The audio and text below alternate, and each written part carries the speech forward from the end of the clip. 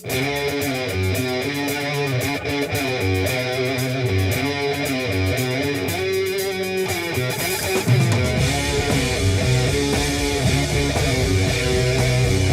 back to Observing the Sabbath. I am your host, Nathaniel Molnar, and we are continuing on through our look at Sabotage from 1975, the sixth studio album from Black Sabbath. We have already discussed Hole in the Sky, Don't Start Too Late, Symptom of the Universe, Megalomania, and the thrill of it all, and we are now continuing with the instrumental Supertzar. And I do have some thoughts on this song, or else I wouldn't have made a video. But I'll kind of save them for when we dive in. So let's just get right into it. Let's just listen to Supertzar. And now.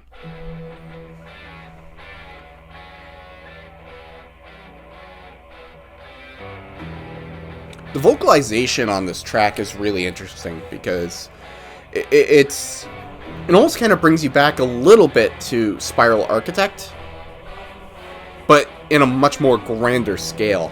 Like, they've never really had, like a full chorus the same way that they have it here, but it's used a really interesting effect. Interesting, what are those, chimes? Or something.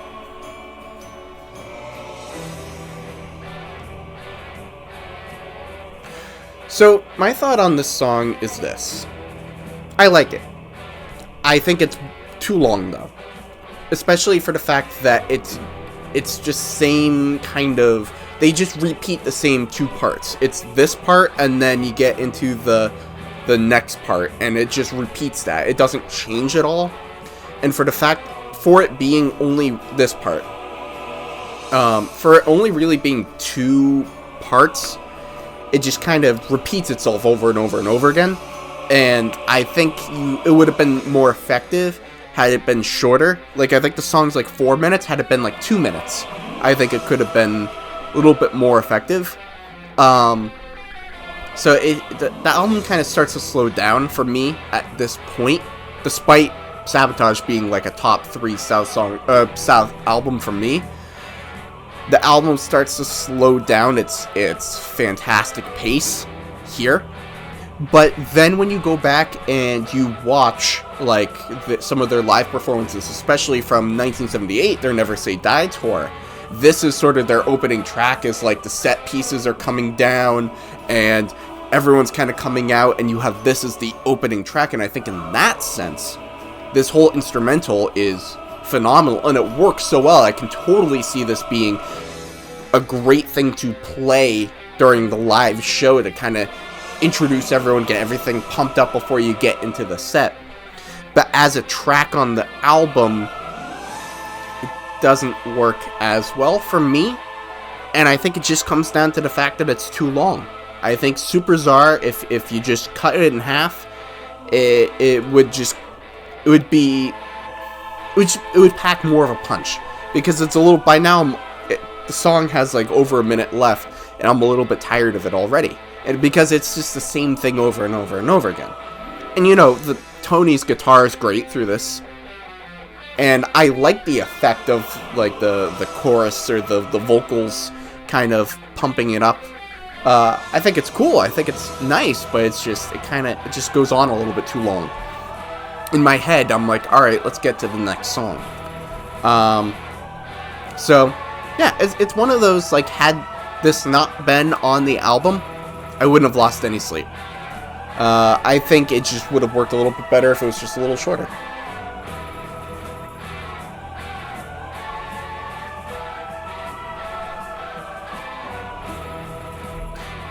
I think there's also an argument to be made that maybe had you just kept this at like a minute, it could have been a really cool introduction for Am I Going Insane?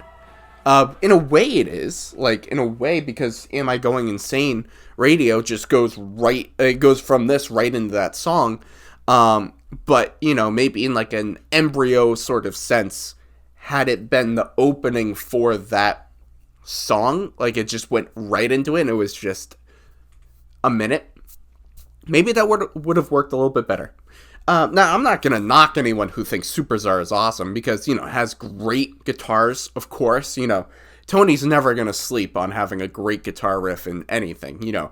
Even on the days where he just got out of bed and is like, I'm a little bit tired, I'm pretty hungover from the day before, I'm not really feeling it. Oh, I gotta play guitar today? Okay. And he plays better than 99.9% of the guitarists who have ever lived, will ever live. Even on his worst day, he's playing better than 99.9% of all guitarists who have ever existed in the history of existence. That's just Tony Iommi.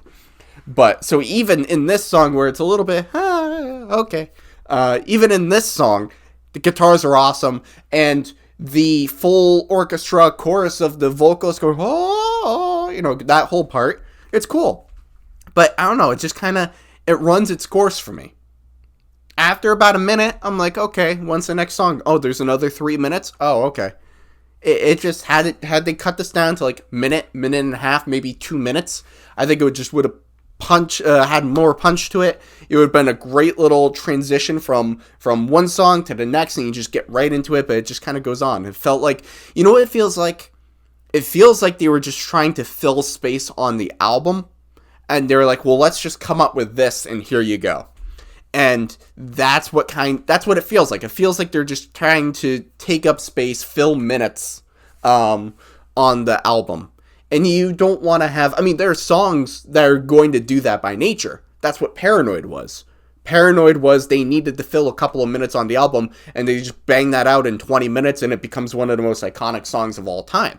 So it's not that filling space on an album is a bad thing. It can lead to Paranoid, the song that for most people defines what Black Sabbath is. But in this case, it feels like they were trying to fill space. And that's what you don't want to have happen.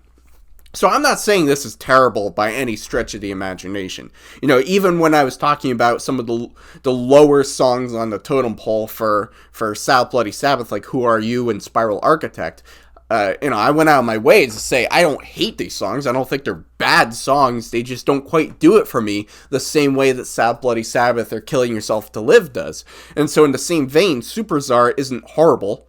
You know, I'm not listening to it wanting to gouge out my ears or whatever, but, you know, it just doesn't do it for me the same way that listening to Hole in the Sky or Symptom of the Universe or Thrill of It All or Megalomania does. And then, you know, to compare it to the other instrumental on this track, you know, Don't Start Too Late is like 40 seconds. Had Don't Start Too Late been 4 minutes, I think we would have all been looking at our watches like, okay, when's the next song coming on? So that's kind of where it stands for me. It felt like it was trying to fill a little bit of space. And, you know, I think for the practical use of it being in their live show, I think it works incredibly well, especially when you watch that video from I think it was 78, must have been 78, because they were doing Never Say Die, of their Never Say Die tour, and you have the set pieces coming down, and you're introducing the band members, and they're playing Supertzar. I think it works incredibly well. It just kind of loses steam for the pace of the album, having it be as long as it is, placed where it is on the album.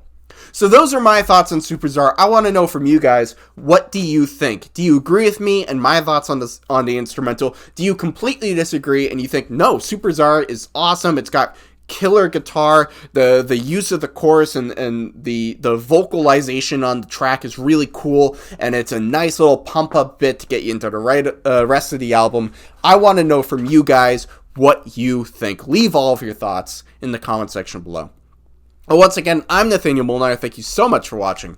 Make sure to like, make sure to comment, make sure to subscribe for more content, and stick with us as we continue on through our dive into Sabotage as we tackle Am I Going Insane Radio next. So until then, until we discuss Am I Going Insane, thank you for watching.